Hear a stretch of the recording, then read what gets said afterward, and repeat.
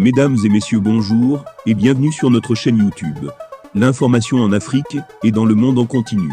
Ici, nous n'avons qu'un seul objectif, c'est de vous informer autant que possible sur l'actualité, la politique, l'économie et bien d'autres. Alors si vous êtes nouveau, abonnez-vous et activez aussi la cloche de notification pour ne rien manquer des informations à venir. Cela étant fait, on commence.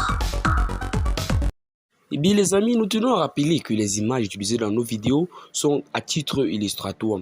C'est donc sur cette lancée que nous vous conseillons et nous vous recommandons de rester poli dans l'espace commentaire, sous peine de voir votre commentaire tout simplement supprimé. La nature des détracteurs du Mali au plan international a été découverte.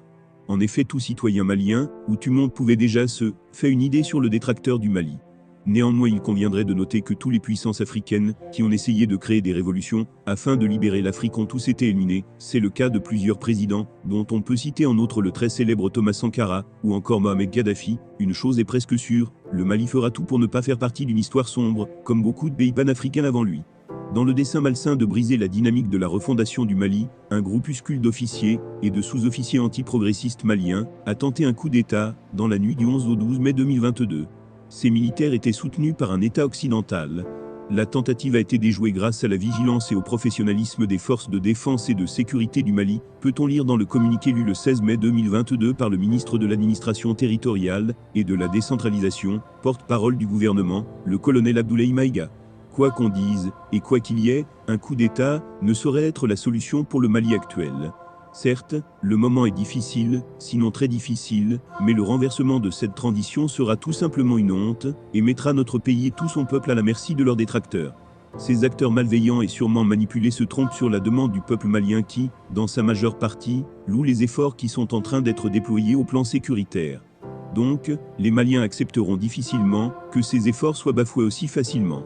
Un avertissement fort pour Assimi, certes, la demande du peuple peut ne pas être un coup d'État, mais faut-il rappeler que cette tentative est un signal fort, un avertissement très sérieux lancé au président de la transition, le colonel Assimi Goïta, par ses frères d'armes, comme quoi les choses peuvent basculer à tout moment.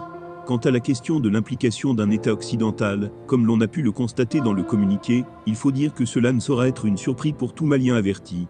D'autant plus que depuis l'indépendance du Mali à nos jours, aucun régime démocratique ou militaire n'a su aussi humilier la France que cette transition.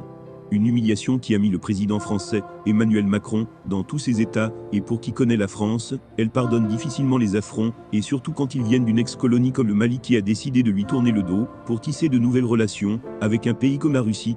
C'est pourquoi, ce pays occidental, s'il existe vraiment, ne pourrait être que la France.